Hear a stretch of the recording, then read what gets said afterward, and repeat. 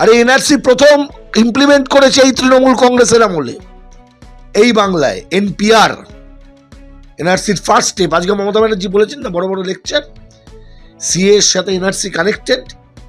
NPR national population রেজিস্টারের কাজ এই হাওড়া কেন্দ্রের আজকের যিনি বিজেপির প্রার্থী হয়েছেন রতিন চক্রবর্তী, তাঁর আমলে হাওড়া কর্পোরেশন এনপিআর এর কাজ করবার জন্য ছেলেদেরকে নিয়োগ করেছিল।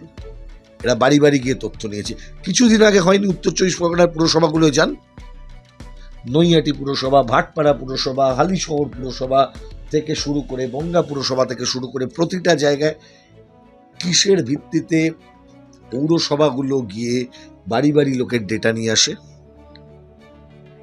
আসলে এটা কাউকে নাগরিকত্বহীন করাও নয়, কারুকে অন্য কিছু করার জন্যও নয়, এটা ভয় দেখাচ্ছে।